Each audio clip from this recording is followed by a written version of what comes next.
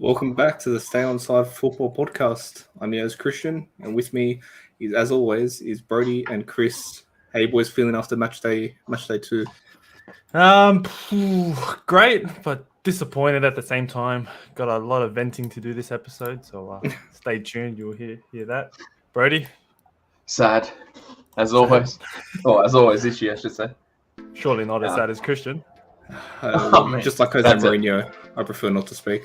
All right. Well, we've got a lot to talk about. We've got some big results not going the way that we probably wanted, and some controversies too. So, as always, is Brody and let's get started. Yeah, well, look, the weekend started off on Saturday night against Aston Villa vs Everton. It was a pretty entertaining game. I feel like Everton were unlucky not to get a draw at the end there. It wasn't entertaining to begin with until the 80th minute. I was quite bored throughout the whole game. I think Danny Ings scored a pretty nice goal early on in the game, and after that went in, it was just, I don't know, it was looking like a ball fest. It looked like it was going to end 1-0 from that moment. Yeah, and then, but then I don't know, the 85th minute hit, and it was one of the best games I've seen. It was just back and forth, both teams going for it. Yeah, it was crazy. Yeah, it's crazy. Yeah, I enjoyed every second of it. Yeah, I was pretty the last upset 10 minutes, I should say. I was pretty upset when they scored in the 86th minute. I thought my 1-0 prediction was looking bang on. Thought I was going to start off with a green. Yeah, well, me and Brady were cheering. We both had a 2-1 prediction. So just like that, your result, which was looking good, just instantly changed into our result. So we're laughing. But other than the first 80 minutes, great game to start off the night. Yeah, and then it went on to Arsenal versus Leicester at the Emirates, and talking about goal fest. Yeah, I didn't watch this game. I think I ended up watching the Man City Bournemouth game because that was the what's it called? Goal rush. Yeah. Goal rush, that's the one. Yeah, I was watching the Man City and the goal rush while having the other games in the background. So I didn't really watch this game, but man, Gabriel Jesus, from what I've heard, he was on fire.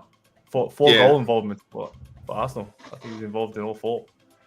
Yeah, I was flicking back and forth. Well, not flicking at both games, the Man City and Bournemouth game and the Arsenal Leicester game on my screen, and my eyes were more glued to the Arsenal Leicester game. That was the Gabriel Jesus' first goal was ridiculous. Was that the top right hand corner? Yeah, it was like a chip or something as well. It just went straight over as well. But yeah, he had a really good game. He obviously didn't score in the first game against Crystal Palace, and then obviously there was a few concerns. But to be fair, he looked good in that Crystal Palace game. But yeah, he didn't get on the score sheet. So for FPL reasons, he kind of hurt us. But I'm spilled. I didn't make him captain. I don't think I would have captained him against Leicester. I wish I did. Some people have triple captain and they're freaking laughing. That's probably better than having the double game week scoring. What do you get? 19 points? 17 points? I think it was 17 points. Or 19. Something like that. But geez, he's looking good. I knew from what I seen in game week 1 that he's definitely got the potential. I could see that he was like the people that traded after game week 1. If you traded him out, you were stupid because he actually looked like. If you didn't watch the Arsenal game, you would have seen how good he was. He didn't get on the score sheet, didn't get goal contribution, so he only scored 2 points in that first game. But he was everywhere. Man, like you could see him. Yeah, the way he was attacking and going forward, he probably should have got one.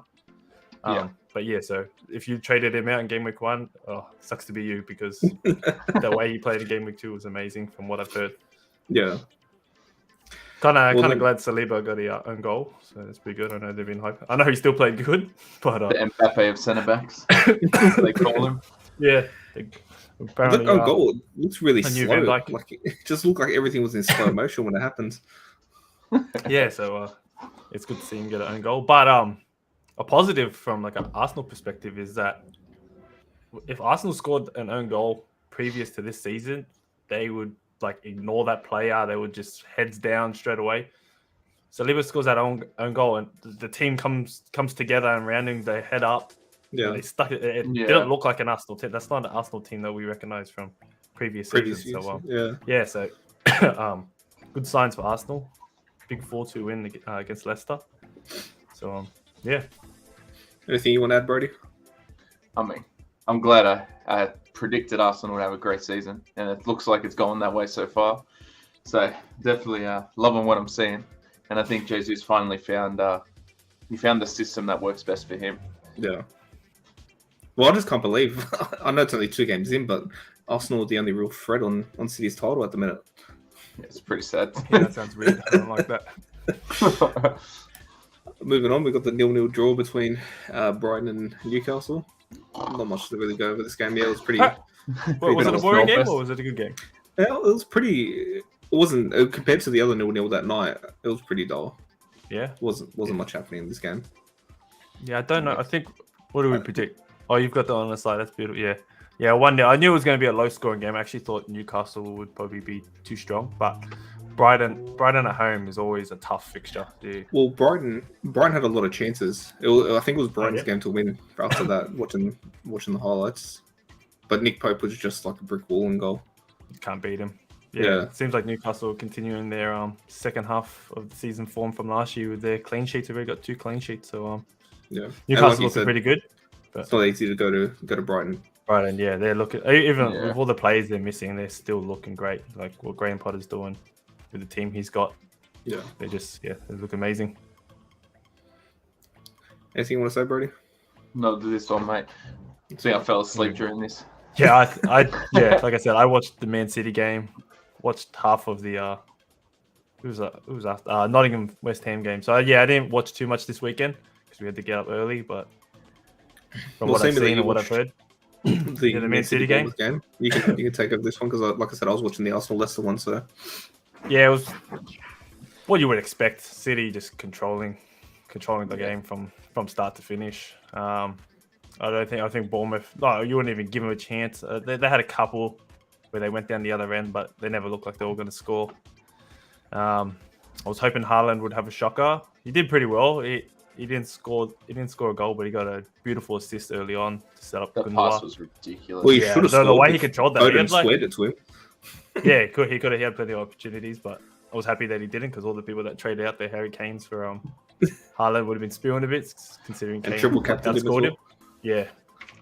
But I captained Salah and he ended up only getting 2, so I'm still spewing. So whoever captained Haaland is still cheering on that side. But he did pretty well to get that assist. He held off it looked like he held off 3 players. He had 3 players around him and he was like leaning back and then he just puts a nice through ball through Gundogan, a little nice 1-2 between the pair, and Gundogan with a beautiful finish. Kevin De Bruyne was on fire this game. Him and Foden linking up with each other to both get a goal and assist, helping each other out. But De Bruyne was on another level. The finish that he did, the way he can just shoot off his left foot like that. Or was it? No, it was an outside foot. It was off his good foot, but just a beautiful finish on the outside of his foot to curl it around the keeper. Yeah, he was clearly, you can see, man of the match. He was by far the best player on that pitch by a long run. But I know it was a 4-0 game, but it was just boring. I wasn't excited. It was just a City-dominated game. They were doing their usual pass around, looking for a gap. So it was a bit of a ball fest, even though it was a high-scoring game. But another big win for Man City, and this was another one that me and Brody called the score for. I think. Yeah, correct. Yeah. We had a shocking in the tips, but we got 2 correct scores, which is pretty good. Which saved us a bit, but. Well, I thought this could have been a 6-0 game from what I saw from the A lot of people said, it could have been. It could have been way worse. But take it. Moving on to Southampton Leeds. I think you previewed this one, Brody. So I don't know if if you saw the highlights of this game or watched this game. I've seen a couple of the highlights. I mean, sort of not expected, but a result Sorry, my bad. I thought Southampton were going to do better, but they still got a draw. So I guess you take 2 late goals to equalise. But to be honest, like Chris, I didn't watch a whole lot of football this weekend. I was very flat out busy and had to get up early on the Sunday as well for a 9 o'clock game myself. So I didn't watch too much of this one. That's all right. Well, looking at it, Leeds again taking I think they came back. Was it last week? And this week they've buckled a 2-0 lead. But they're doing well, better than anyone expected. Well, especially me. I think I had them in 17th, avoiding relegation. I've got them relegated. Yeah. So they're So proving me wrong. The attacking football that they're playing it's pretty good. Yeah, well, I was just gonna say, like, you got men of the match, as you can see, but freaking, I heard that Rodrigo had a blast. Like, he's filling into that Rafinha role.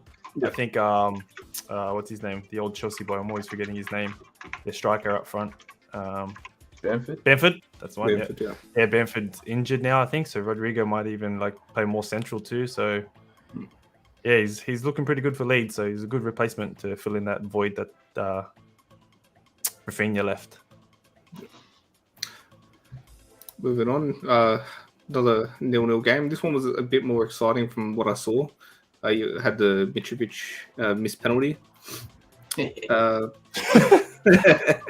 Don't worry, he scored when it mattered though last week.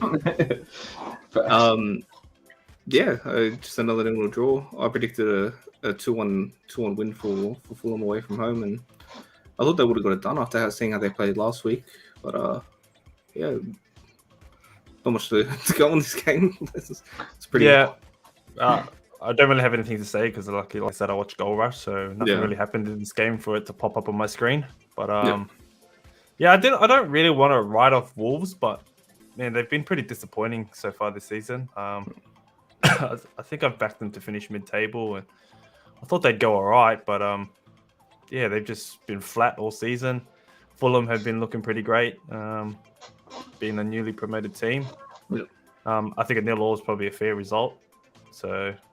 Yeah, I had Wolves bottom of the table actually, not complete that's a good relegation. For the way it's going so far. But I back Wolves to beat Fulham, so I guess not so good. Yes, so but at home, I can understand at home. You would think so because they're hard to beat. They're another one that's hard to beat at home. I know United, especially, have struggled to go there a couple of times and beat them. United struggle to go anywhere at this point. Like they've got the players, Wolves. Like they don't have a bad team. I think they're missing Jimenez up front. They're missing that probably that finisher. Yeah, I think Podence and Neto they're doing well on the wings, but they just can't finish their chances. So I think that's where they're lacking the most. Yeah. So we'll see. I think Sa is probably saving their season so far. So they've been pretty sound in defense, but going forward they've been pretty poor. Agree. I'll move on to West Ham, Nottingham Forest. I only I only watched half of this game. I ended up falling asleep because it was late. But man, this was a good game. Like from start to finish. Like I ended up watching the second half later on. But man, this was it. Like if I didn't have to get up early, I would have stayed up and watched this game. It was a fantastic game. I did not expect this film.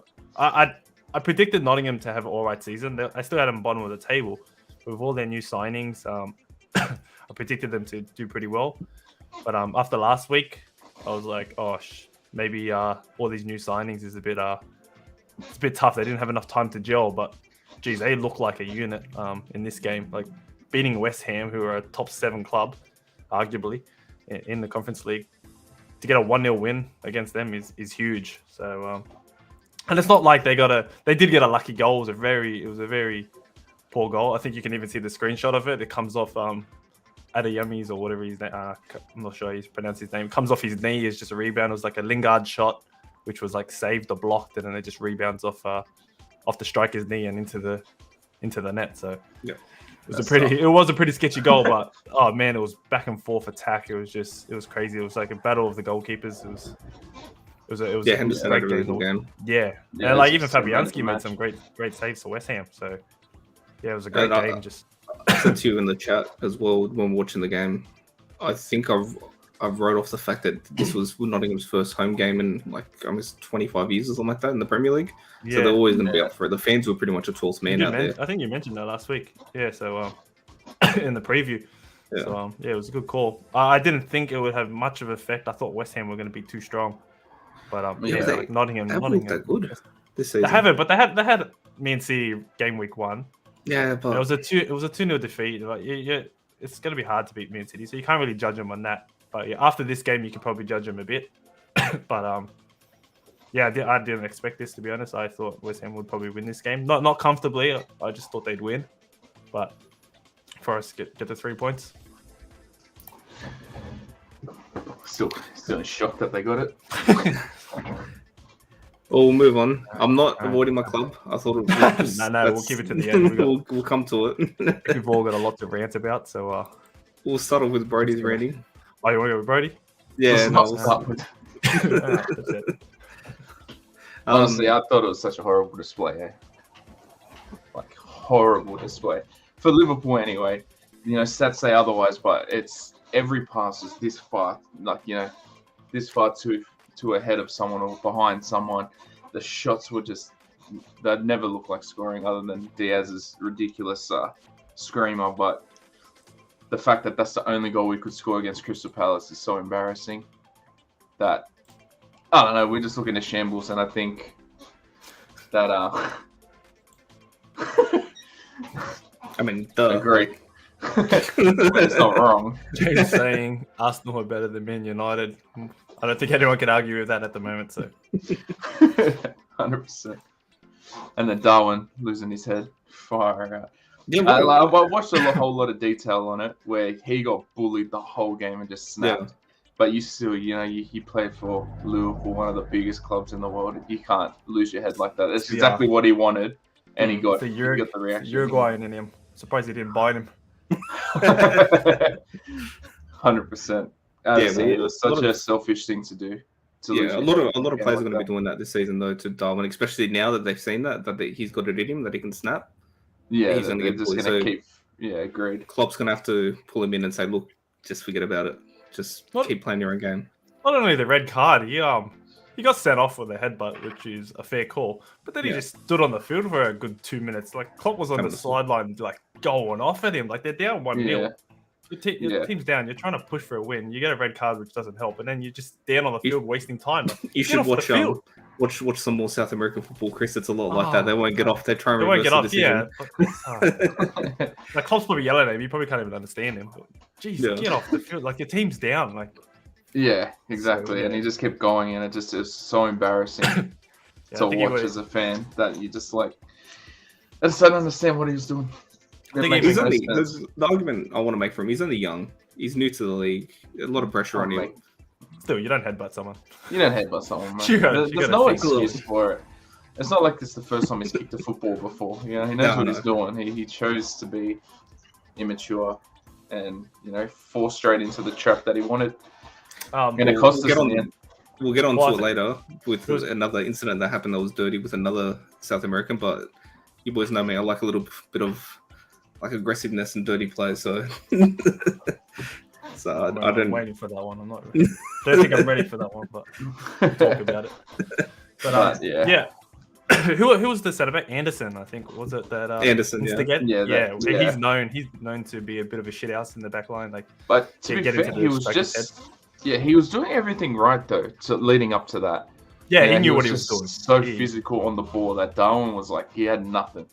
I watched the highlights of just him alone, and he was just bullying him right on his. He could smell what he had for breakfast. He was that close to him. He was man marking him like no tomorrow, and it paid off for him. Yeah. Well, yeah. Enough with the negatives. What about Luis Diaz's goal? Jeez, what a finish! Yeah. The way he steps in and beats two defenders, and just to finish that was beautiful. He looks good. I was kind of happy. I wanted him to have a good game. Salah. Yeah, he definitely looks good. Salah's gone missing.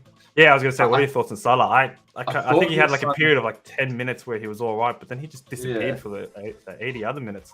What's going on there? Last year, he tried so hard for the contract. He gets the contract, and I thought he'd go the opposite way, where he's like, oh yeah, they're fun. They gave me what I deserve. Time to, focus on the game again. But the bloke's just gone on holidays. I think I did say that. I think I did say that to you guys on chat. I said he will fall off because he's got what he's wanted now. He's got his money. He's settled in for how many years now? Was it 2 or 3? The extension? I think it's 3. Yeah, he can do. He's going to kick back now. I feel that's what I called it. That was going to happen. Yeah, well, we said in our preseason show, me and Brody had Salah. Did you have Salah as top goal scorer? Yeah, I think we both had that, and we said that he's got his contract now. He'll focus on getting his goals, showing his worth. And then Christian did say I think it would be the opposite. So far Christian's looking like a genius.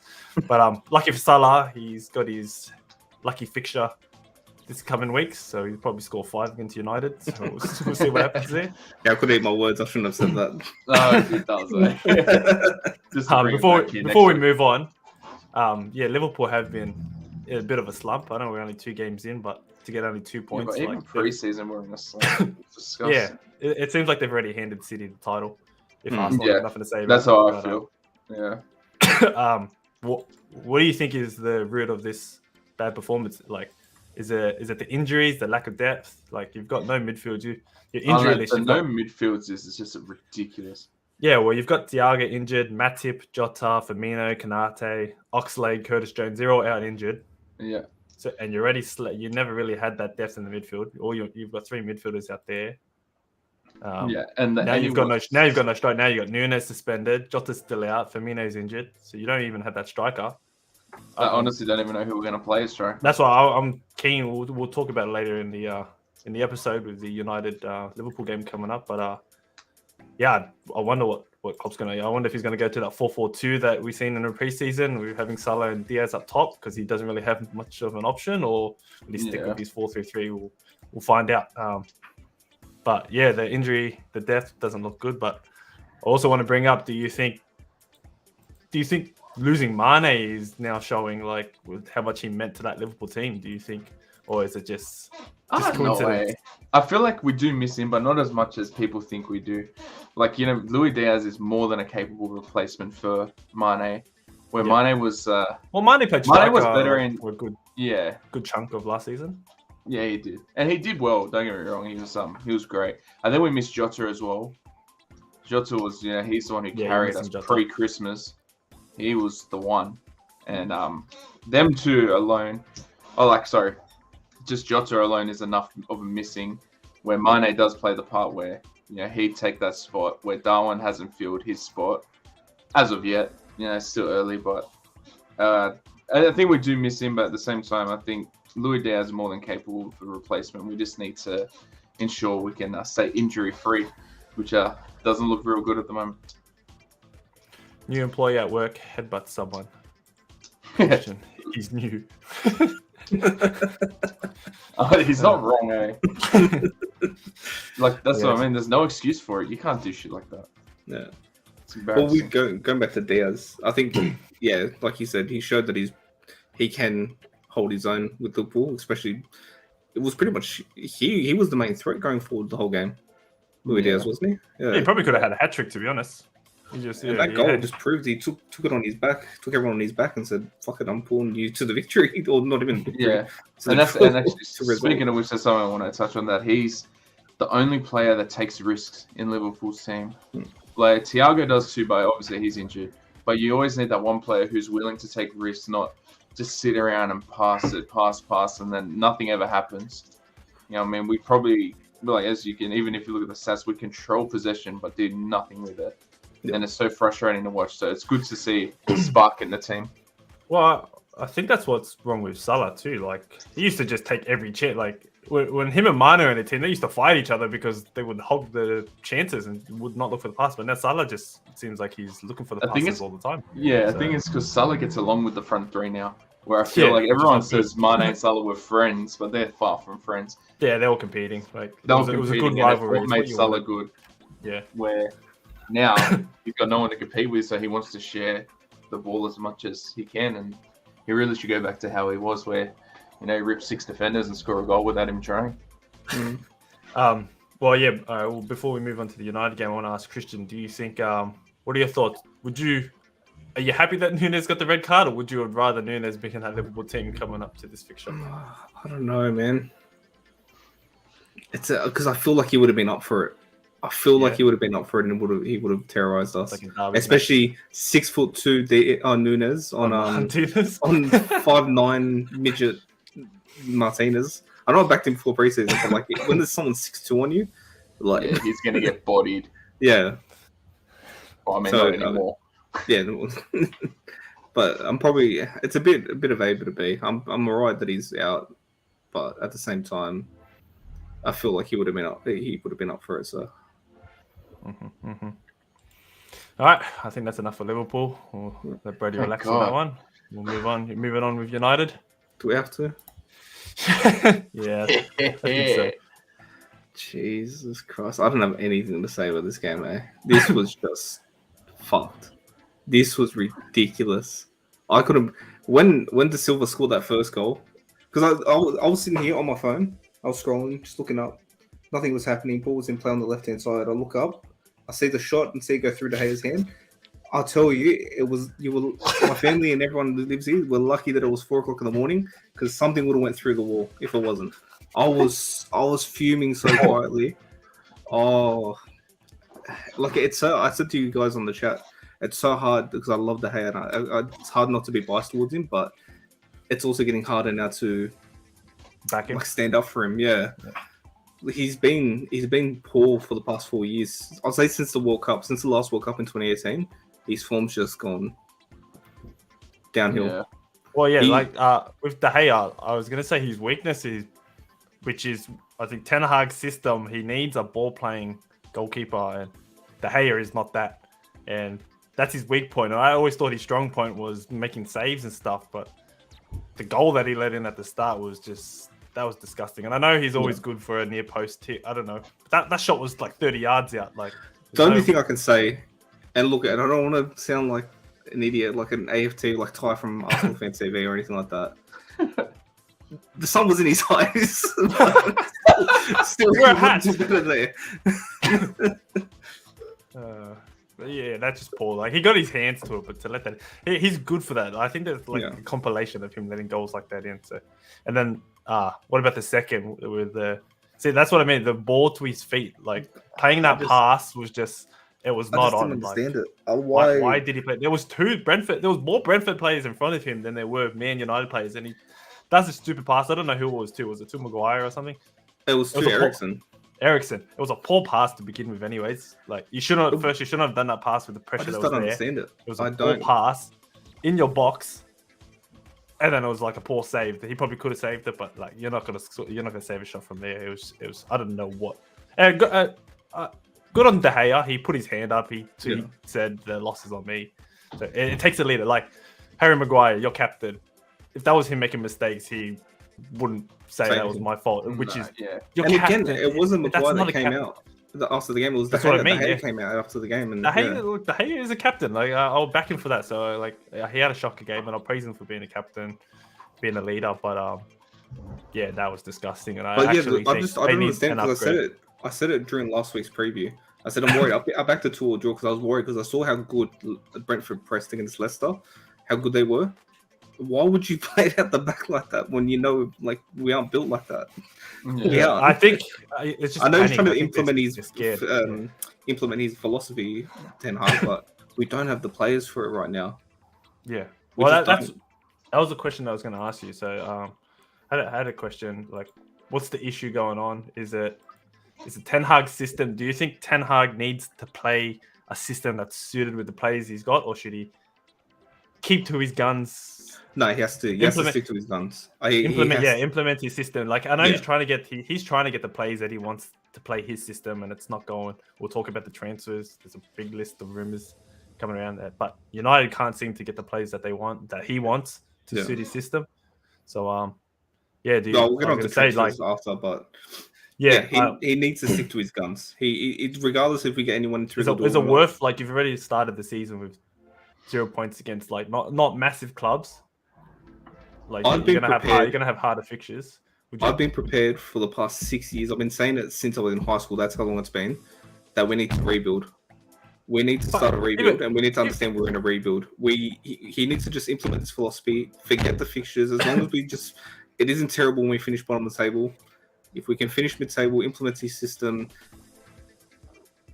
That's all that matters. Like we just need to get this style of play right. We need to get these players right. We need to get everything right in this club before we can start thinking of everything else. At the moment, it looks like you're not going to get the players that he wants. So, if Ole can take that United team that you've got right now to second place, surely like Ten Hag, maybe cop it on the chin. All right, here's the thing. Here's you don't like saying it, but what's the difference with United finishing like 8th and 14th? Like maybe just scrap the season and just I don't know, just or you could do what you said, stick with your system and keep losing games and just try to not get relegated. I can't see United getting relegated, but no, there's definitely worse. I don't know. United can't keep this. I think they need to.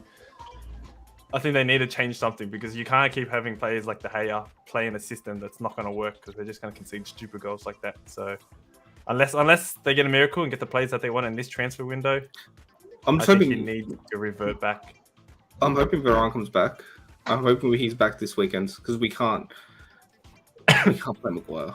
It needs to be Martinez and Varane at centre back. Otherwise, it's going to be horrible. It's going to be a shit show. Yeah. I just don't even know. I don't know what to say. I really don't. I'm lost for words. I literally don't know what to say about this club anymore. It's so hard, it's to watch him. I'll still watch him no matter what. I love this club. I'll support this club forever.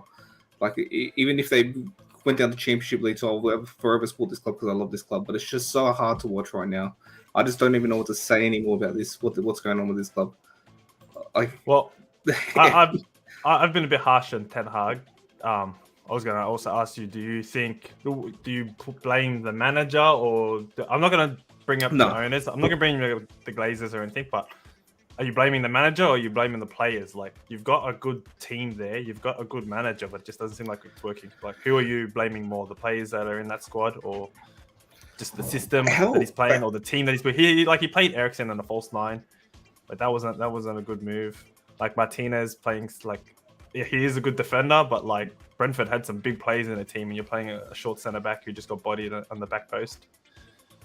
So you can blame Ten Hag there, but also you've got a good squad. There's no excuse for them to not be able to play his system. What's going on? Do you blame the players? Well, look, I'll say I used this analogy during the week.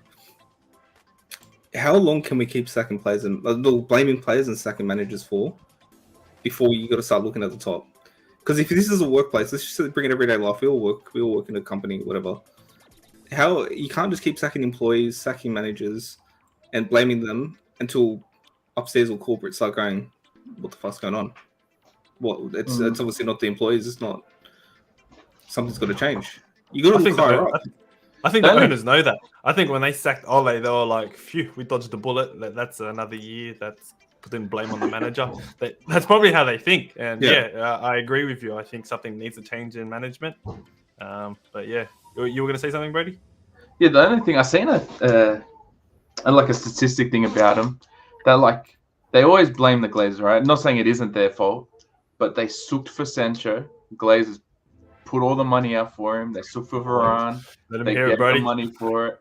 You know what I mean? Every player you sign, the fans wanted. They wanted these players, big stories around it, all of this. And the Glazers happily, here's the money. Go get them. It's not only about the players, it's about the whole facilities. It's about everything this club that they've done to it. The stadium hasn't been upgraded since 1990 or even before that. Mm-hmm. The facilities are out. Yeah, it is, but no, it needs to be upgraded. The training facilities are about 30 years old. These training facilities were upgraded when the class of 92 came in. All they care about with the Glazers is big signings. Yeah, we signed Sancho, we signed Cristiano Ronaldo, because these players make profit for them. The players that we actually need, you know what? I know what I was going to say during the transfer talk, but I would take a John McGinn right now. Not someone that's going to get you massive shirt sales, not someone who's going to be a big publicity, but he's going to do a fucking job for you on the pitch. And that's someone that we need, not someone that's going to make us money, someone that's going to do a job for us on the pitch. Why we got rid of Ender Herrera a couple of years ago, I don't know. He was someone that we needed. And we're talking about getting rid of Luke Garner right now, a youngster that's come through. He's done his work at Nottingham Forest last season in the Championship. And we're talking about getting rid of him. Why? Because we have people in charge that don't know about football, know nothing about football. Yeah, and to be fair, I think the Glazers, they're not even using them. They're spending money, but it's Man United's money. They're using Man United. They're a profitable club. They're the biggest club in the world. They make money. They're using the club's money, so they're not going out spending their own money. Going, yeah, here you go. They're actually using Man United's money. Man United are still in debt, a lot since they bought the club. They bought the club with United's money and left the debt there. So But yeah, it is being run very poorly, and I agree with that. So I do feel for the United. I don't feel for the United fans, but I can understand. I can understand where they're coming Look, from. I don't care I don't care that no one feels for us because we smacked you guys around for about 20 years. So living in the past as usual. Go back there. I don't want to feel sympathy. I really don't. I don't care. You can go back 20 years, just like you're in 20th place right now. But yeah, no, I think we'll move on now. I think it's my time to rant. I'm just gonna apologize in advance because I'll probably swear a bit and I'll probably there's gonna be a lot of swearing. I've also still got my cough from last week, so bear with me. But yeah, Chelsea Tottenham 2-2.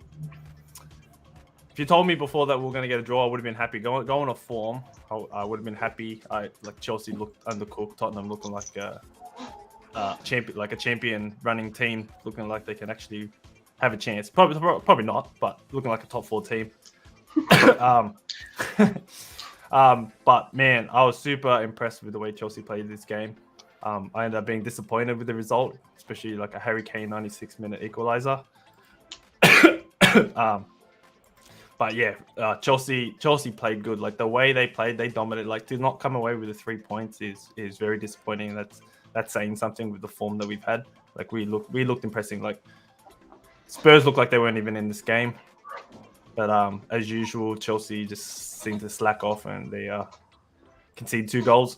But in saying that, 2 pretty controversial goals, so we'll get into that. I might have my blue bias on me, so I'll get your opinions on that.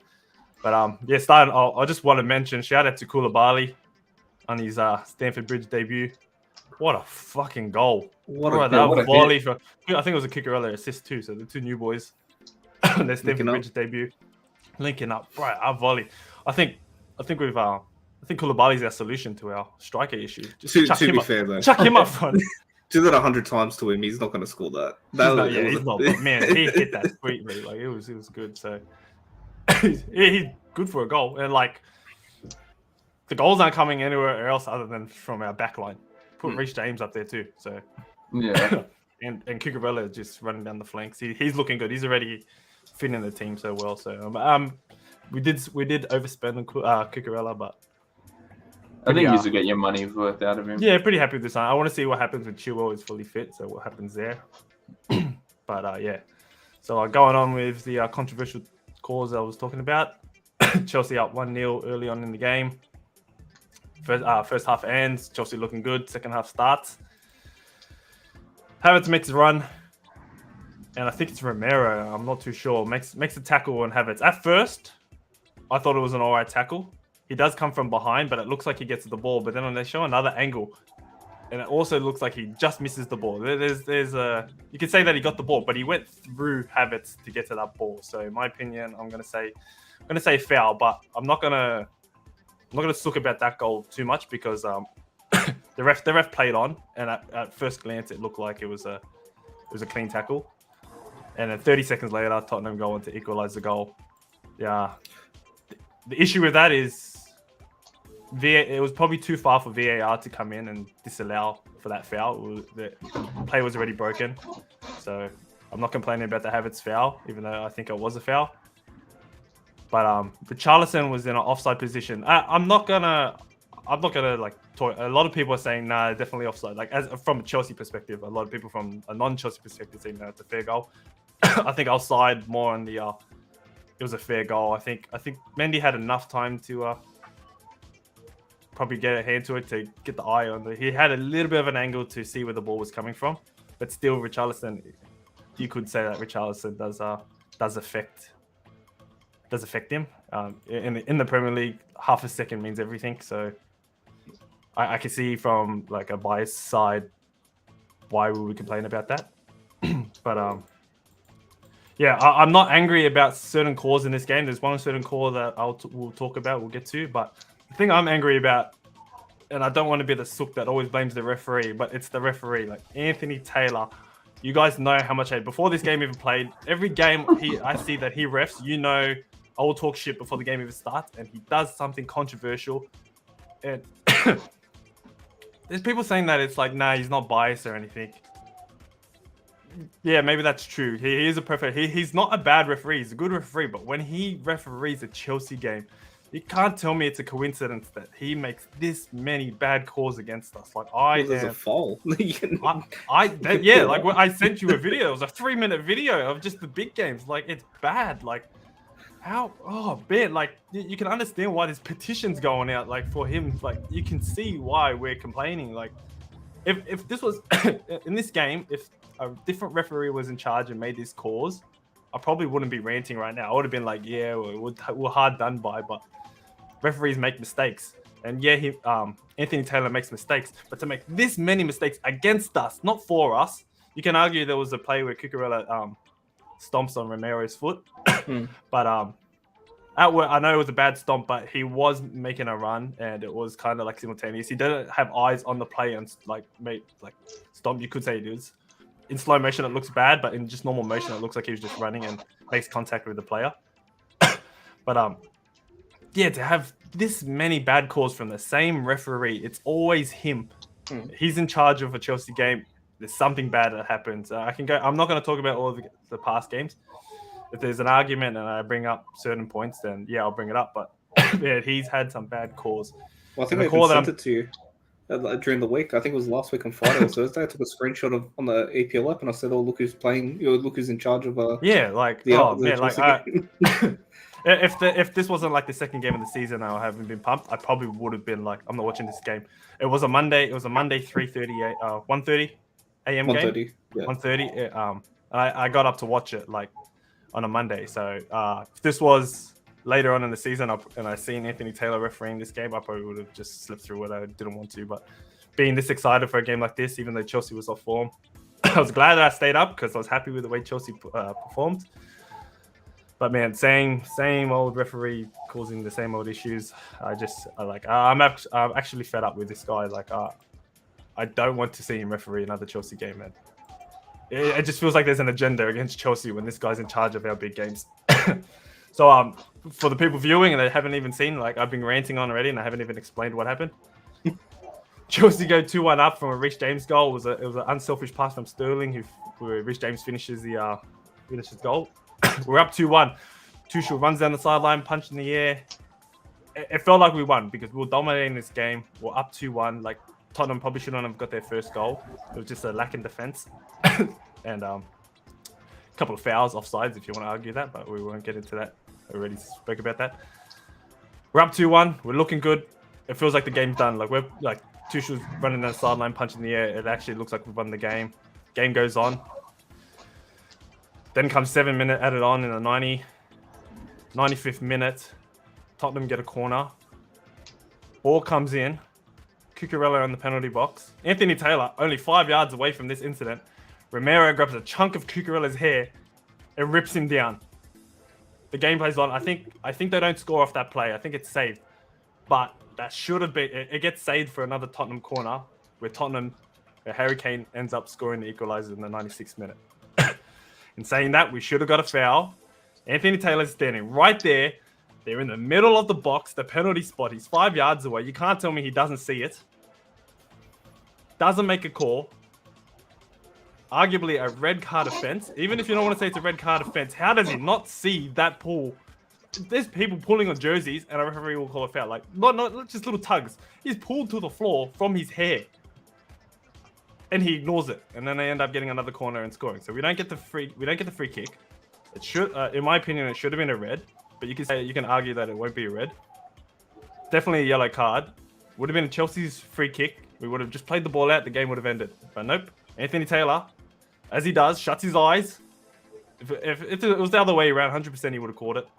I know that's pretty bad to say. I don't want to be that kind of person, but shuts his eyes, ignores it. I don't know what's going on. You can argue I said this to Christian, where the I don't want to swear, where the heck was VAR?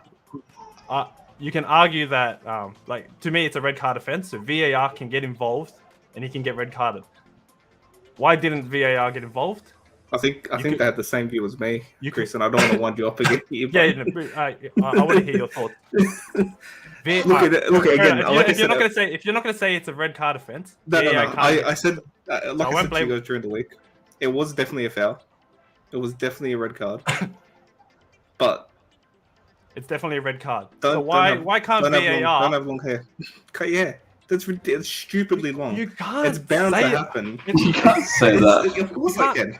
It's so stupid. Like, say that you can't have. Happen. If you get it's violent conduct to pull someone's hair. Like, it's not in the rule. So you get they're arguing that pulling someone's hair is on the rule book. If I hear that from my coach or hearing that from FA, that pulling the opposition's hair is not. I'd be telling my players, hey, go out there and pull everyone's hair. You see someone making a break, grab his hair. Don't grab his jersey because that's a foul. Grab his hair, yank him down, and take the ball. That's what I'd be telling my players. You're saying cut your hair because your hair's too long. For starters, you shouldn't be pulling an opposition's player's hair. No, 100%. No, like I said, again, it was wrong what he did. And in saying that, yeah, okay, it's fair play that he got away with it. It's not fair play that he gets away with it. There's VAR. The referee is 5 yards. If you're going to argue that the referee didn't see it, then you can argue that Mendy didn't see the first goal because Richarlison's standing in front of him. It's bullshit. To say that it's fair for a player to get his hair pulled because he has long hair. No, I'm not saying it's fair. I'm saying it's fair play that Romero got away with it. I'm saying the shootout is amazing. It's not when you have VAR. You agree that it's a red card offence. Yeah, I already said that. So VAR allowed to step in. Yeah. If it was a yellow card offence, fair enough. VAR can't step in, but I still argue that Anthony Taylor is 5 yards away. You get referees calling plays when they get touched on the jersey, not even making full contact. If a player, if you go out there and you wear a tight jersey or a loose jersey, if a player grabs your jersey, whether it's tight or loose, you're getting fouled. You're getting fouled. Yeah, no, it's the same with long hair, short hair. If you're pulling someone's hair, whether it's short or long, it's still a freaking foul, and it's a violent conduct. So why wasn't it a red card? That's where I'm pissed off. And to top it off, there is no review on Romero. They're saying that it's not in the rules, so fair enough. But 2016, you probably remember, Robert Hoof pulled Fellaini's hair. Yeah, I do remember. And then Fellaini elbows him. They both got a 3-match ban. Where is the consistency? Why is one player getting a 3-week suspension for pulling someone's hair and the other one is getting ignored and they're scoring an equalizer in the 95th minute? I just don't know. That's where I get angry. And that's just one incident. I'm angry because it's Anthony Taylor. Like I said, if it was another referee, I probably wouldn't have this rant. I would be mad and I could be going, what the heck? Explain, but I wouldn't be proving my point the way I am right now. If there's any other referee. But man, there's no consistency. What is the point in VAR if we're not going to rule on calls like that? You can see why, from a Chelsea perspective, why we don't want this referee to referee our games anymore. It's just, I'm fed up. But enough of the rants. Positives from the game. Super happy with the way Chelsea performed. We show that we can be a top 4 team, but we usually do all right against teams like Tottenham and stuff. It's the smaller games where we like United. We will get some. We'll get. I'm not laughing because we got some. We got some 4-1 by Brentford last year, so we have it in us to lose these games the way that United have been losing too. So. I'm not too much of a high. It's still early in the season, but I am happy with the performance, and it shows that we can perform well. It's just unfortunate that the game ended the way it did. I love the way the game ended. We'll get to that. I did say that. I was happy that Kane scored because of my FPL, but last minute winner. Kane's eyes. I think. Yeah, in his eyes, that's the small club mentality that Tottenham have. Getting an equaliser and calling it a winner. I was happy in the FPL perspective that Kane scored a late goal, but if it wasn't as deserving, like Chelsea, I don't know, dominated me, but they dominated. They deserve the 3 points. Like, it hurts to drop 2 points the way we did. Yeah, I guess we moved. Like I said before, if you told me we were going to get a draw against Tottenham, who were looking good and we were looking undercooked, I would have been happy. So I can't complain too much. It's just I'm pissed off with Anthony Taylor more than I am with the late minute equalizer. Yeah. If they had a late minute equalizer and it was a fair game, I wouldn't be ranting the way I am. But yeah, speaking of excitement at the end, the Conte Tuchel main event. I was going to ask, what are your thoughts on that confrontation? Like, in my opinion, people are saying that it's unprofessional for these two managers to have that. I love it. I fucking love it. That passion right there. It's what the game misses now. We need that, like, Because especially like. They talk about Pep and Klopp being the new rivalry. Nah, bro, I want to see old Wenger and Mourinho. I want to see Wenger and Ferguson. Give it the Klopp. Like, I want to see that. Klopp dominates the coach's box, like the manager box. He does dominate that. He gets in their heads, but he doesn't like what they did, where they got aggressive and they he shows no aggression. There's only one where he did was against Arteta last season. That was the only time I can remember him. Likewise. Yeah, and then they end up smacking Arteta, so it's the last laugh. And the same I remember that. Same with Lampard against Chelsea, and Lampard was arcing up with Klopp. No, Liverpool got the last laugh in that game too. So but in saying that, the people were saying it's unprofessional. I loved it. It shows passion. Yeah. I've lost no respect for Conte. Even though all the banter and the stuff, like I know he's Tottenham manager, but he's a great manager. What he did for us, what he did for Juventus, what he did for Inter, he's a great manager. I haven't lost any respect for him. I want to see more of it. Both managers got red carded, which sucks, so they missed next game. So we'll see. I can't wait until they play each other again. I hope it's a reasonable time. Like, what I loved was the banter from Conte on Instagram or whatever it was, and then Tuchel right after the game. Playing with his biceps, flexing. Who's in a scrap? Who wins in a fight? Tuchel. I don't know. You got Tuchel for the reach and stuff. I don't know. Conte is. I feel like Conte, even as a player, he is that, but like that's why I think he'd go. Tuchel has a Nike fit, brother. There's no way he's losing. Even as a player, like Conte was always just that real rough person. So. Yeah, I don't know. Tough one. I'd back Conte. You can give Tuchel with the reach, but I think Conte. If you can close the distance, get up close. Get up close. Land some shots. But it was a good way to end it. Like I love that fire for the manager. If I was a player and I see my manager, like people say, "Oh, a manager shouldn't do that. That affects the players badly." If I'm a player, I'd be going, "Gaffer, oh my god, like I'm backing you. Like let's go. I can't wait for the next game. Let's go." You love to see it. It pumps you up. Yeah. So it's what you love to see, though. Reece James scoring in the right end of the goals this time. Man. Yeah. Well, Reece James playing centre back, which I don't like. Tuchel loves playing him centre back, and then 10 minutes he played 10 minutes of right mid, right wing back, and he scores a goal. So, he's so much better than wide. So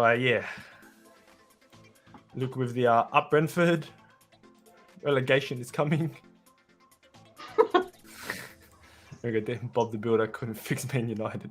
So we're still talking about Man United. Love it. So that's my rant over. I'm a bit heated. Yeah. Well, we'll move on quickly to the transfers. With the transfers, I don't really got much to talk about other than Man United, eh? Yeah, look, we'll breeze through Man United because I'll mention Chelsea's transfers because we've been rumored with. It looks like Fofana is looking like a possibility. There's rumors that he wants to hand it. I don't know if he's done it, but he wants to hand in his transfer request to Leicester, so he might force a move. Still, it's not going to be cheap for Chelsea to get that transfer in, but to be honest, I'd be happy. 80 mil? I think so. Yeah, it's a lot of money, but I don't know if it doesn't seem like. Same here. Especially if he had such a bad break in his leg. Like He only played 8 games last season. Don't know how well he'll come back.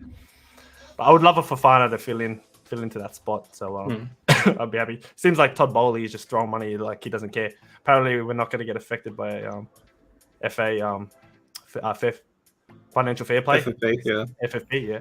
So apparently we're not going to get affected. We're actually in a good books somehow, even though we got transfer banned like 3 years ago or whatever it was.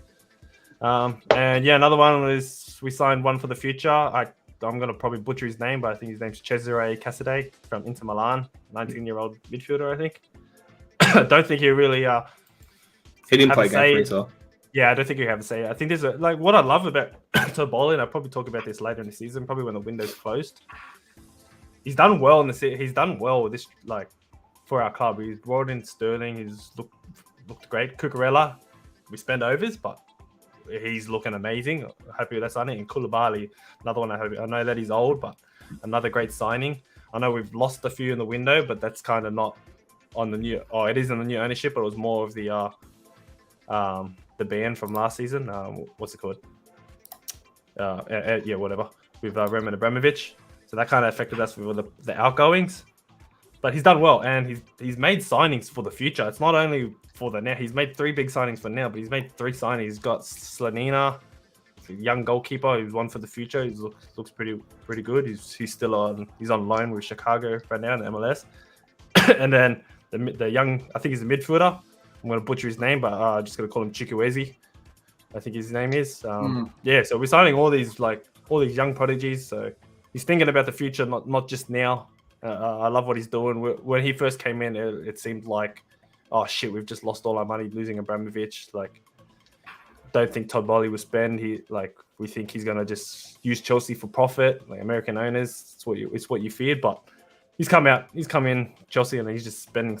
So we'll see if these transfers end up being good for Chelsea in the long run. But yeah, I can't complain. He's been pretty good, so I'm not gonna slack off our new owner. Pretty happy. I won't move on to Man United just yet because there's heaps to talk about. Just quickly, I don't know anything about what's going on at Liverpool. Is there any talks there? Transfers, rumors? Nothing? Oh, just Naby Keita's out, which is good. Yeah, what's happening with that? You shared that, but what's going on there? Where's he going? He wants out, and apparently Liverpool's not letting him, and I don't understand why.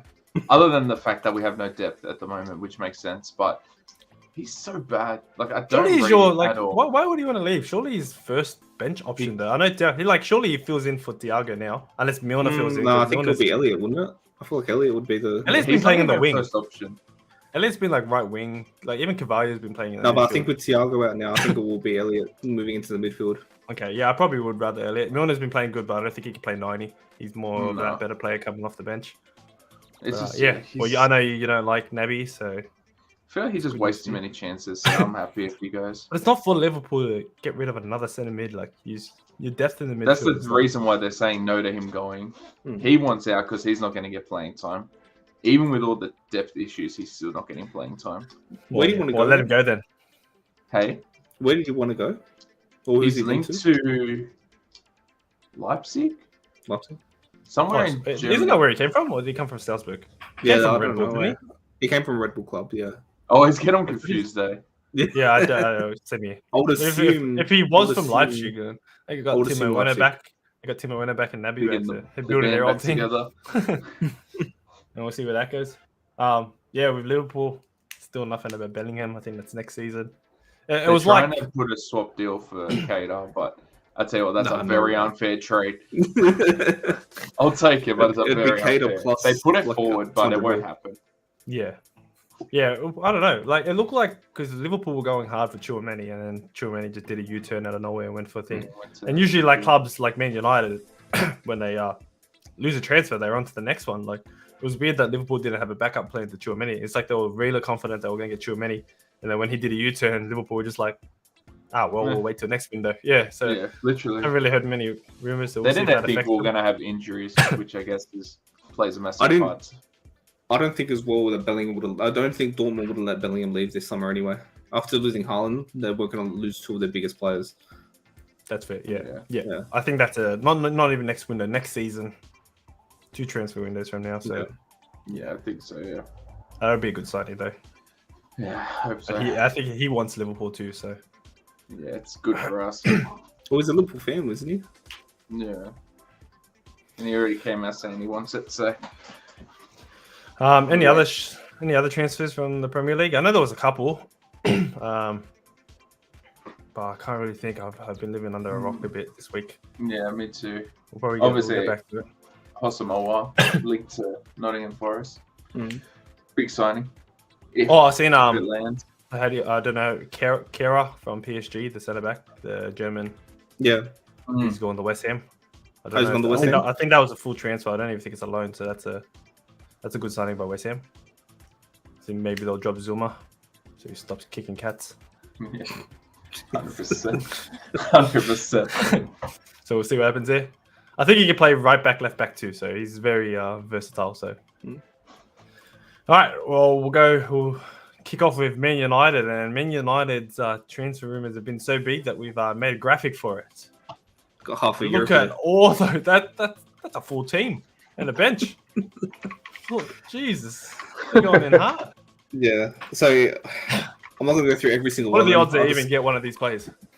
I'll just skim straight through these because there's no way like we'll be able to cover. This is a podcast in itself. We'll do a whole episode of itself. We saw Rabiot got abandoned. That's because of the wages. Apparently, he wanted 250, which would have put him on the same as Maguire, I think, and Martial. Like, Jesus, pretty fair. 250 for Rabiot's. Joao Felix, we offered 135 million euros, got rejected. Casemiro, I can't see happening. I can imagine Ronaldo would have been on the phone to him saying, "Don't come here." What's up with Casemiro? Why would Casemiro even want to go to United? Maybe money. Yeah. But why would you leave your current European champions? Yeah. Barcelona, even though they've gone massive in the transfer, they still look like they're in shambles. You look like you're going to win another title, another La Liga title with Real Madrid. Real Madrid just look like they're improving. Like I said, they're current European champions. You probably, I don't know what's happening with the World Club Cup. I don't know if that's on anymore or not. So, but even if that was the case, I don't think it is. I remember you saying there was a new format where they do it every 4 years or something like that. So we'll see what happens there. But yeah, why would I can't see that. I don't know how old Casemiro is, but if that does happen, 30, yeah, that's still all right. Like players now are proving to surpass that 30 age bracket, so it's still it'd be a great signing for United. But I just can't see why Casemiro would want to go to United. Like you're already at one, like probably you could argue that United is the biggest club, but Real Madrid is a close second. So yeah. Well, and then moving on, you got Munir. I don't. Would you take Munir? I know he's not class, but like you've got the lot and Dallo can do a job though. He hasn't played well. I mean, the past couple of games, but he's shown that he can play well. So if he can get back, I think I'd only be happy with Munir if you offload like a Wan-Bissaka or something. Yeah, if we go with Wan-Bissaka, then yeah. Vardy would be dumb to go. He's 37 this year. We already have a 37-year-old striker. Icardi, I said to you boys, I think 2 weeks ago or a week ago, talking about the striker situation. I would take an Icardi if we were going to go after Arnautovic. It was when the Arnautovic came out. Sorry, I would rather take Icardi because at least we know he's quality. He can score goals, even though he's going to be trouble. So if we had to pick, I was saying if we you did argue that Arnie had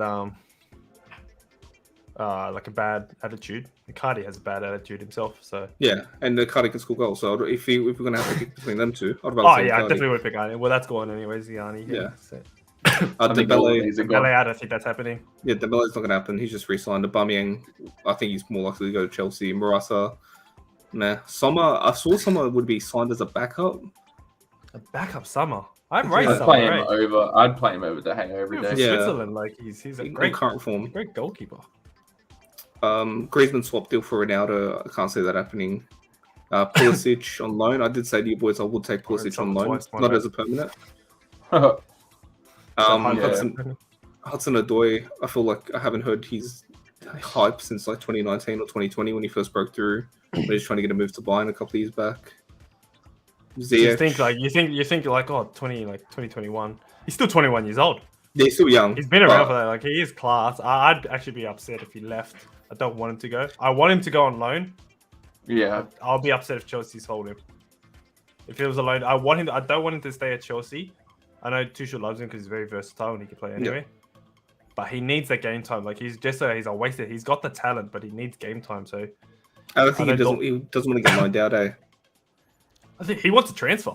He wants to leave. Yeah, he wants to leave. But I'd be gutted if he left. I'd rather him loan out, show what he can like do, bring it back, and yeah, I don't know. We'll see what happens. Even if it's a 2-year loan, he's young. Like come back when you're 23. Players might have been gone. Pulisic will be gone. We've already lost Werner. Ziyech probably not there. So, like, spots on the wings will open up. The only thing that I'm disappointed with, which I didn't bring up with the Chelsea thing, is why the heck is Chelsea offering 50 or 60 million for freaking Everton? What's his name? Aaron Gordon. Anthony Gordon, I think. What the heck are we doing? We have, like, Hudson-Odoi. I would have Hudson-Odoi in front of Gordon. Yeah. Why are we spending 50+ million on Everton, who were in a relegation battle last season? I just don't understand that. That pissed me off. If we sell Hudson-Odoi and then end up signing a Gordon, who might be good, like might say to like Tuchel's or Chelsea board have a better spot. Yeah, I don't. I'll be very disappointed. moving on, I would like to see Ziyech go. Would you take a Ziyech at Man United? You got Sancho. There's so many wingers already there. Got Sancho, yeah, as a backup, maybe. You've already got Sancho. I don't think Ziyech wants to be a backup. That's the whole reason why he wants to leave. Inter we're looking like the ones to get him, but I think Inter pulled out, so I don't really know if he's got many options now. Anthony, again, got too many wingers. I'd probably play him over, or have him over Alenga, but Alenga's only young. I don't want to ruin his his progression. Yeah. Building him up. This would be a good signing. Casado. Great signing. I don't know too much about it. Is that the Colombian or Ecuadorian striker from Lazio? Yeah. No, really that might be. No, I think that's the Brighton one. The Brighton one? Yeah, he's been playing good this season. Yeah, I think he's been decent. Yeah, I think that's it. But again, we just... I don't know. Cunha would be alright. I remember he ripped us. Where's the CD? Like you got Casemiro, but where are the CDMs? You need a 6 in your team. What happened to They never linked to any. I don't know. I don't even. I thought Chelsea would have been going for us. Yeah, I think everyone's given up because he's like 150 million. But yeah, man, oh man. And then Myler as well. I didn't even know about that one. I wouldn't take him. But yeah, that's Cunha. Is that the Leeds goalkeeper? Yeah, goalkeeper. Yeah, I'm pretty sure it is. No, not interested. Don't need it. Yeah. We'll move on from the transfers. Like United, yeah, there's a lot to. We'll see what happens. Nothing's been confirmed yet. They're just rumors. We've already been going on for an hour, and we still got to go through game week 3. So let's speed through this. We'll just quickly do. I'll pull up our tips. Tim with the consistent content, boys. Love it. Thank you. Thanks for tuning in as well. So that's our chips. Tips or chips? Chips. Yeah, tips. I've got my predictions written down as well, so I'll go through. But just quickly go through. Looks like me and Brody got the same 3-0 for Spurs against Wolves. You got 3-1. Yeah, I've got. I could see 3-0 as well, but I've gone 3-1. I think Tottenham is still a bit shaky in defense, as you can see in the Chelsea game. They lacked that goal that James Ward-Prowse scored against. I think Tottenham dominated that game, but they just showed that they lacked in defense. So I could probably see Wolves. I know Wolves have been shit in attack, but I could probably see them just stealing one goal out of nowhere. So that's why I've gone with 3-1. But a 3-0 does look appealing to me as well. And then again, me and Brody have gone both a draw for Palace Villa, and you've gone a 2-1 win for Palace. I think it's going to be an interesting game. I've got Palace rated pretty highly this season, and Villa haven't had the best of starts, so I don't know. I think it'll be an interesting game. I wouldn't be surprised if it's a 2-1 win for Palace. Exactly. Yeah, so I was going to agree with. That's why I have a 2-1 win. So I agree with what you said. Crystal Palace have been they've had a pretty tough run,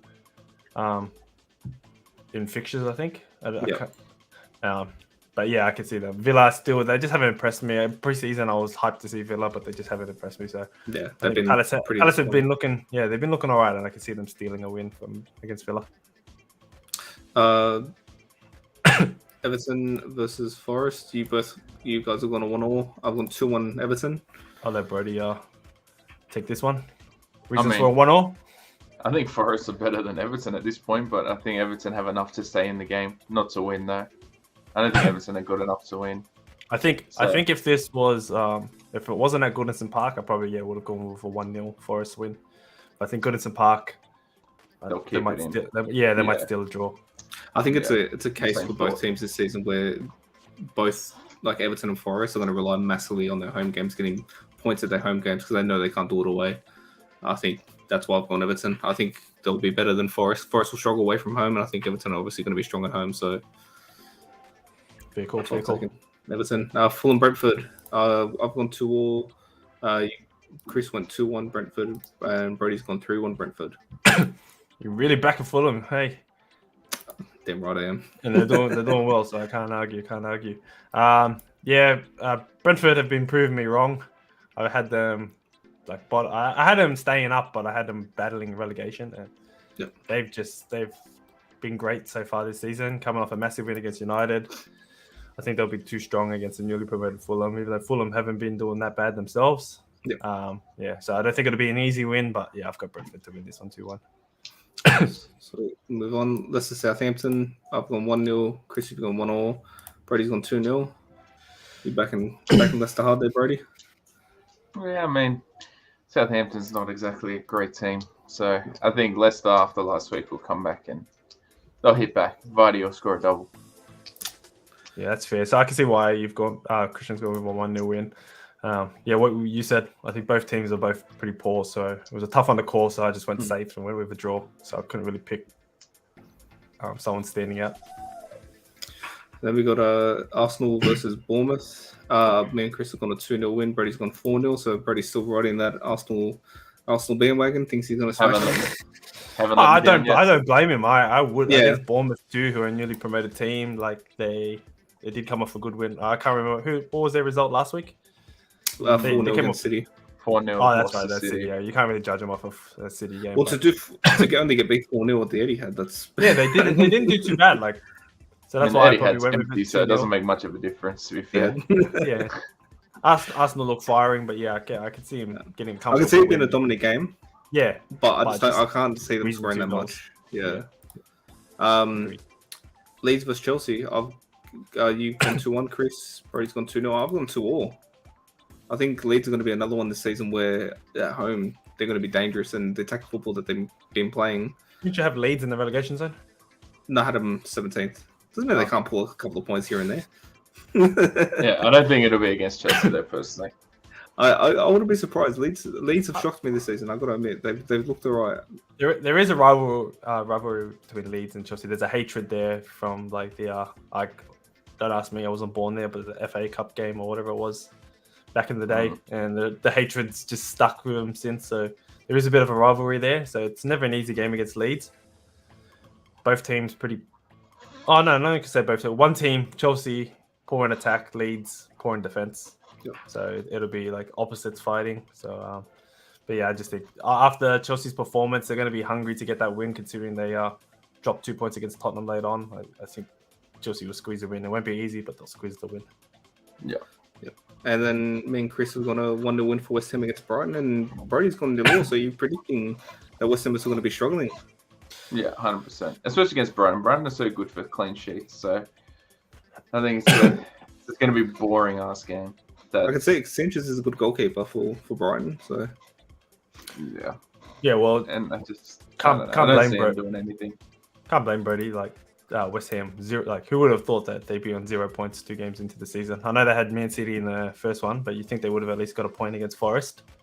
Yeah. So to start the season off with 0 points. I feel like that's why we Brighton. Yeah, well, Brighton are great defensively, and their system just looks amazing. West Ham have been underperforming, so 0-0 does sound good. But I think West Ham at home, they'll get a goal. Yeah. They might. I'm not gonna say they dominate, but they'll have more of the ball than Brighton, and I think they'll manage to squeeze one in and steal the win. It won't be easy. Then we've got Newcastle Man City at St James's Park. Brady's gone 3-0. Chris has gone 2-1. I've gone 3-1. Battle of the riches, battle of the oil. Yeah, battle of the oil. Literally. I think this will be an entertaining game. I think this will probably be the game of the round for me. I think even though I've got Newcastle to lose by 2 goals, I still think they'll put up a decent fight.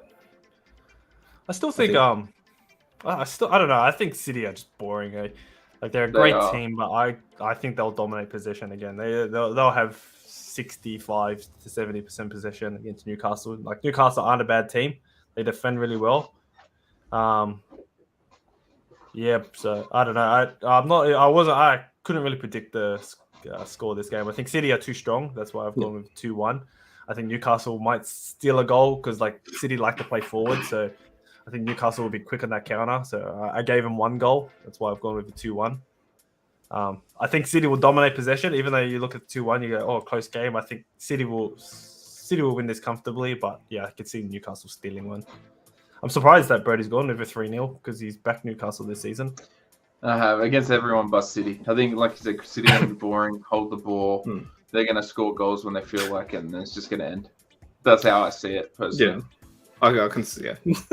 I think Newcastle will get 1, but I don't think, I just had a little laugh. I wasn't laughing at what you were saying about Man City. I just had a look at the next fixture and I seen Liverpool 9-0 against Man United.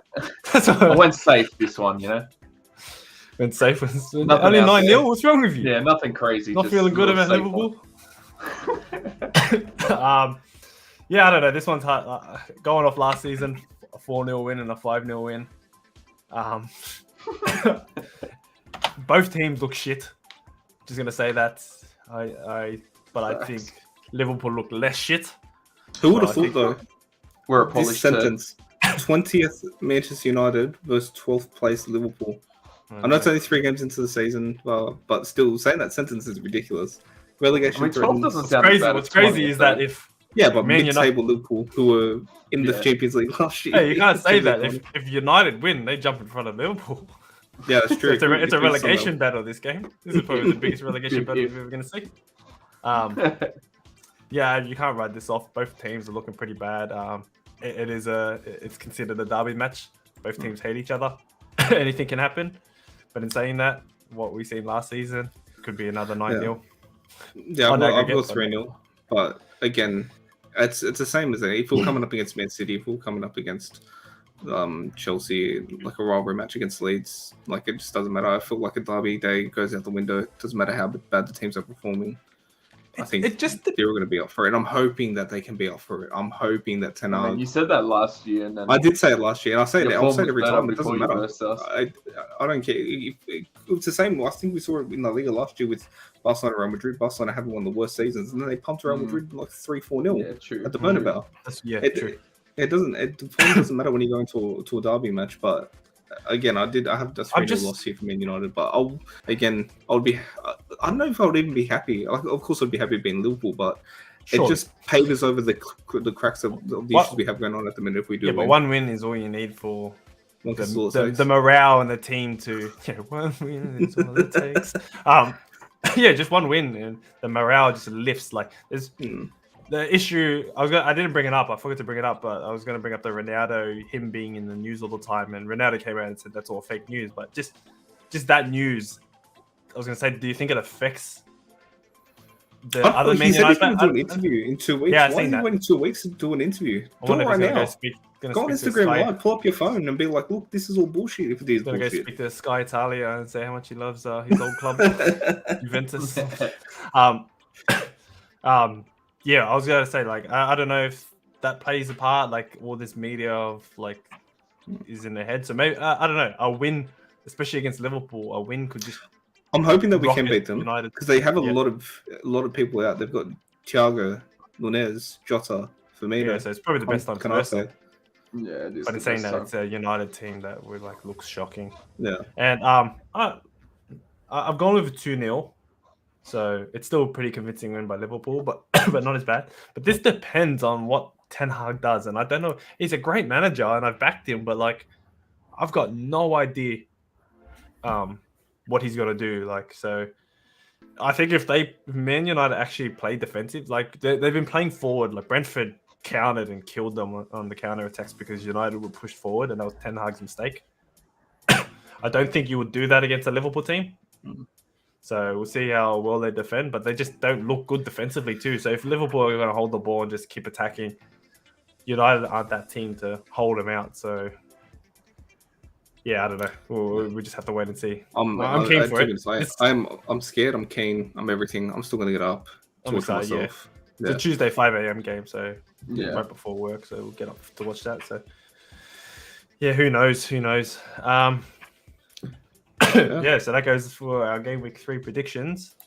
Take a tick in the light, mate. We've been going for an hour, almost an hour 20. We might as well go to hour 30. We'll finish off with. Do you want to do onside offside? We'll finish up. If Brody's got to hop off, we'll do a quick onside offside. Let Brody hop off, and then me and Christian will finish off with FPL. See how we're going. I don't think Christian wants to talk. He was bragging about last week, but I don't think he wants to brag about this week. So we'll see how well he did this week. All right, onside offside. Hit us with it. Onside offside. So keeping with the theme, I've made it all Manchester United Liverpool. Manchester United versus Liverpool is the biggest fixture in world football. Onside. In world football. World football. No. World Cup final. No. Biggest fixture, as in biggest rivalry game. Oh, yeah, I agree. Biggest fixture, club fixture. Biggest rivalry. Sorry, biggest rivalry. No, El Clasico. Yeah. Right now, you'd say no, but like Ronaldo, Messi days, like El Clasico, like it was just. At this Even before moment, that. I'd say it is. but going off Ronaldo versus Messi, I'd say it's offside.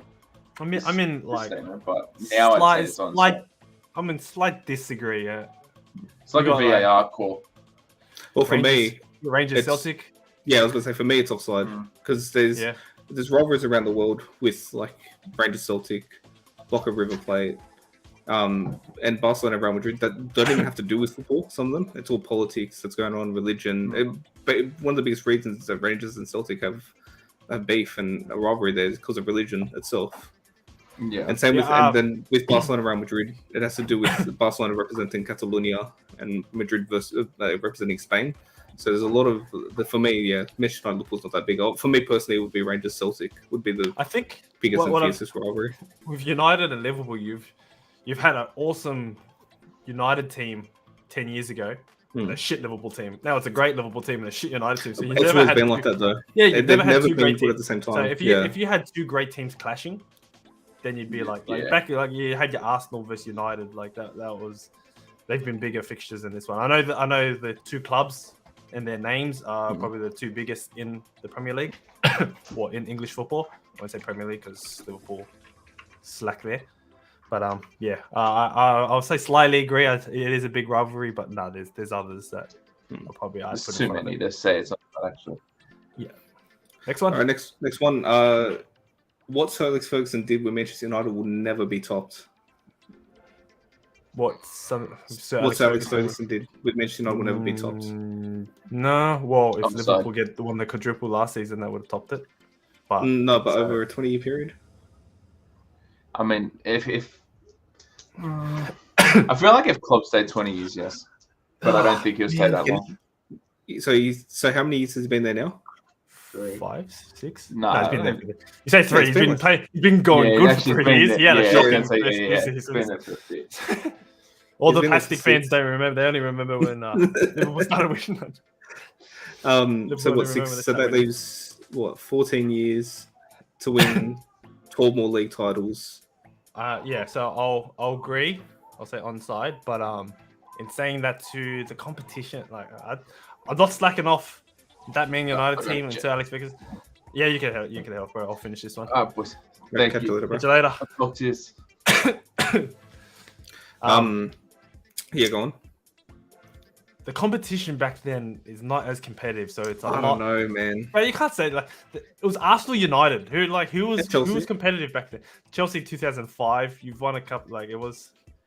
But it wasn't like Chelsea broke football, so yeah, you had Chelsea. But then when Chelsea came in, was ridiculous. That Chelsea team was ridiculous. But when Chelsea came in, they actually competed. I think you won 3 years in a row, and then Chelsea came in, broke football, and actually started competing. So, and that kind of ruined the great momentum you had.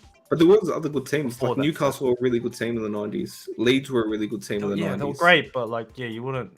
The competition that it is now, you've got teams. You've got Brighton, you've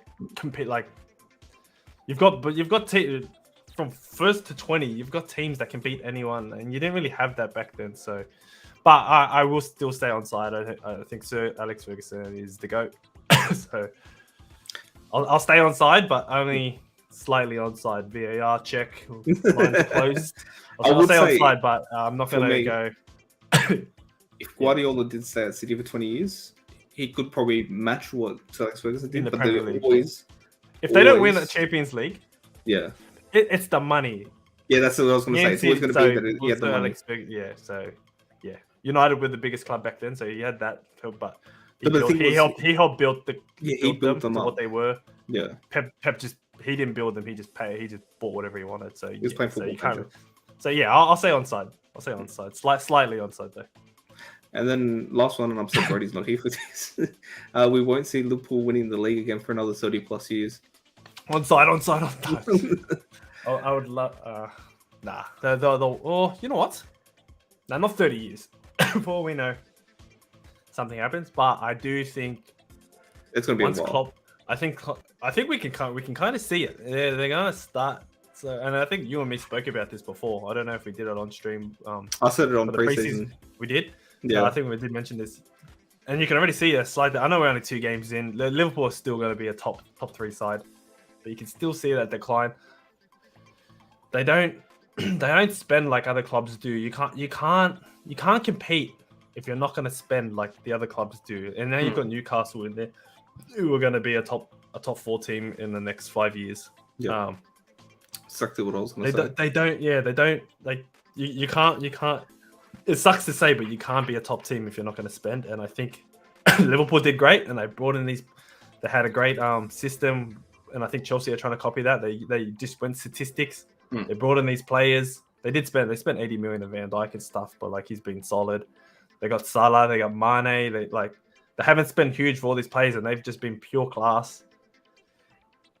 When these players start aging, it's going to be hard to replace them. Like, are they going to find another Salah? Are they going to find another Mane? Like, you don't know. They might get lucky, and they will, and they'll have another. They'll dominate again. They did spend big on. They did spend big on Nunes, so they do have some money really in them. well for those 4 or 5 years. But can you call one Champions League, one league title a domination? Because again, they did play well. They made 3 Champions League finals. It's hard. It's hard because. But can you call it domination? Yeah, one Champions League. If you told me you could win 1 Champions League, and like Klopp did it in 5 or 6 years, wherever he is at the club. If you told me my club was going to win 1 Champions League every 10 years, I'd fucking rip your hand off and say, "Yep, I'm happy with that." It's good to win. Like to win a Champions League is a massive. Like it's huge. Like so, like you think what Real Madrid have done is crazy. Yeah. Yeah. So they have been great. I'm not going to slag them off. They are definitely the 2nd best team in the Premier League. Even though City haven't won the Champions League themselves, but just talking the only thing that kills Liverpool is that they've only won 1 Premier League. But that 1 Premier League is massive for that club. Like they had so much banter of them never winning. I wish they never won that league. Well, no one saw it live, so did it even happen? You know what? Yeah, it's a they should have an asterisk next to their title winning because it was a COVID season. Like the season got cut in half. It's like Bayern Munich when they won the Champions League that year. I don't even remember. That was the worst final ever. I don't even remember. I'm trying to So Well, all I had was that I don't like. That's offside. They're gonna win it within 30 years, surely. They will, yeah. But again, like you said, with City's dominance and Newcastle's pending dominance or pending rise, and look at Chelsea. Like Chelsea got a new owner. There was a worry that they might be like a new Liverpool, which is nothing wrong with that. But we're like, oh shit, our new owner's not going to spend. He's come in and he's already spent like almost 200 million. He's going to hit 200 million easy. I think he has, if you include. I'm not even counting the smaller plays. He spent 200 million in his first window straight away. Like Liverpool don't really do that, and they've done great for what they've done, but it's not going to last. If you're not going to get, they got lucky with what they got. If they can't do that again, they're going to struggle, and they'll have to have a rebuild. And I think Klopp has been a massive stepping. Like he's been great for that club. He's helped 100%. And I think he'll pull out of Liverpool when he'll see it. I think Sir Alex Ferguson did the same thing at United. He knew when to pull the plug. He knew when to leave. He knew. He could see it. Like he's not dumb. He's a smart man. He could see it. The fact that he won the league with the likes of Tom Cleverley, Phil Jones, Chris Smalling. It's crazy. And that was when it was competitive. So fair play to him. So, I think Klopp will pull out. If Liverpool get another great manager in, who knows? They'll probably get Gerrard. Let's see how Gerrard goes. To be honest, what he's done with Villa this season hasn't been great. So get Ange in there. Get him at United. Oh, I would.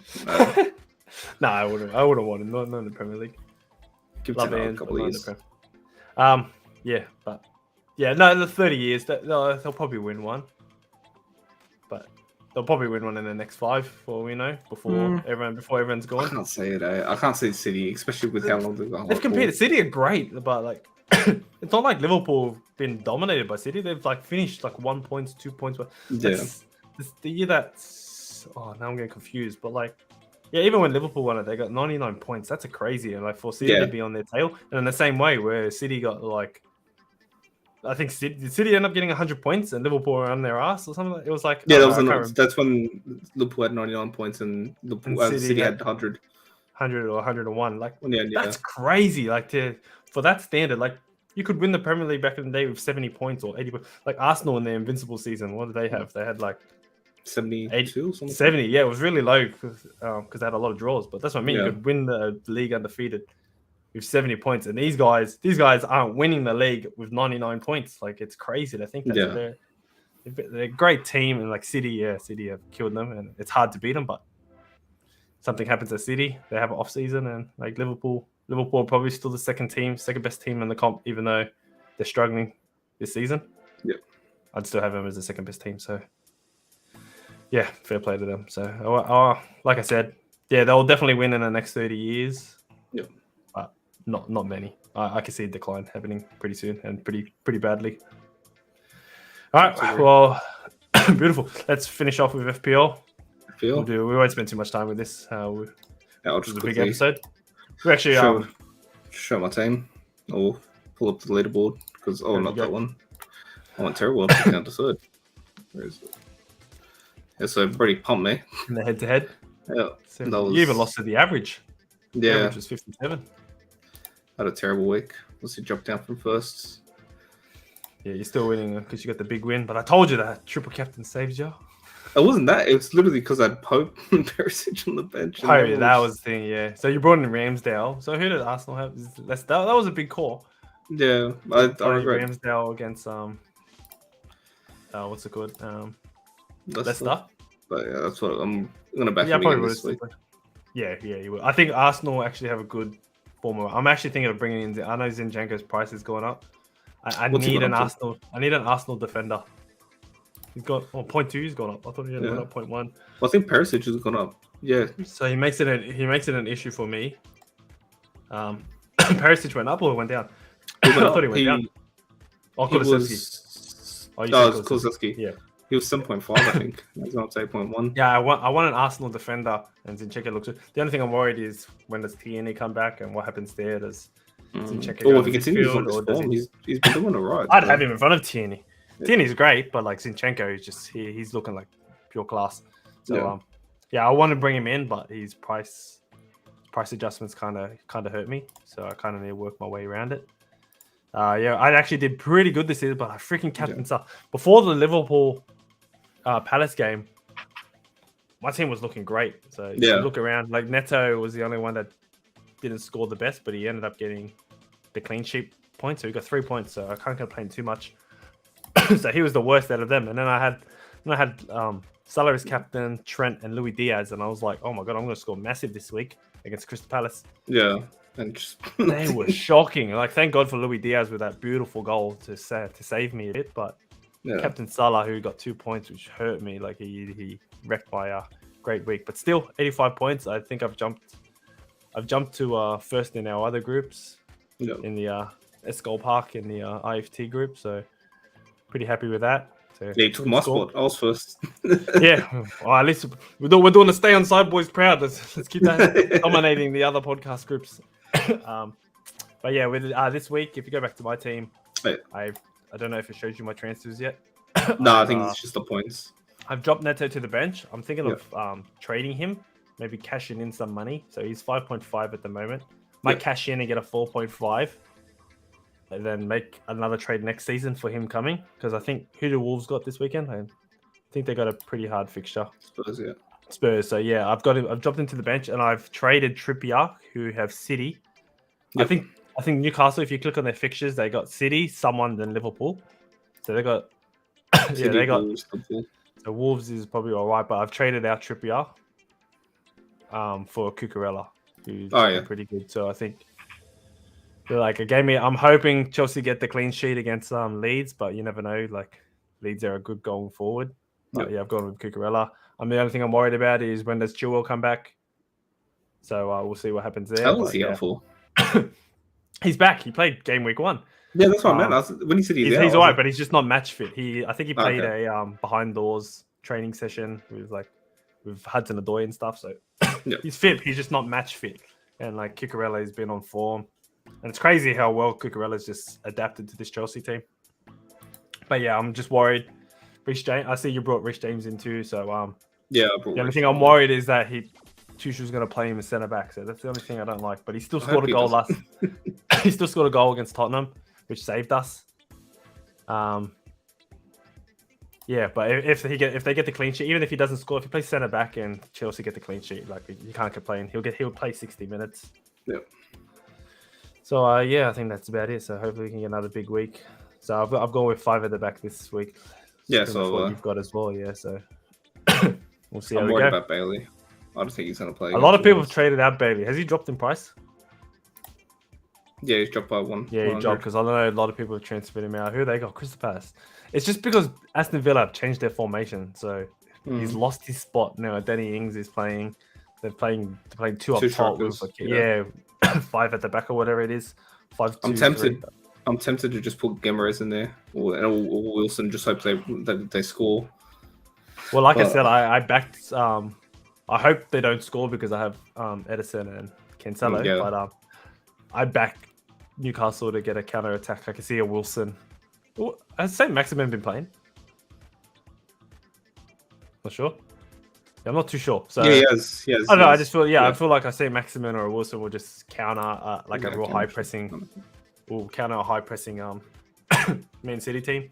So yeah, but you never know. Bailey against Crystal Palace might be more safe than a Wilson against City. So yeah, I'd probably play what you've got right now. Yeah, hopefully Villa can get the clean sheet. Spew in that Everton scored the own goal. The own goal, to kill the clean sheet. So that's what's. Funnily enough, it was Digne that scored the own goal as well. yeah. Well, like it was a cash. Yeah, true. Yeah. So yeah, hopefully, fingers crossed, we can keep that top spot at IFTV. Yep.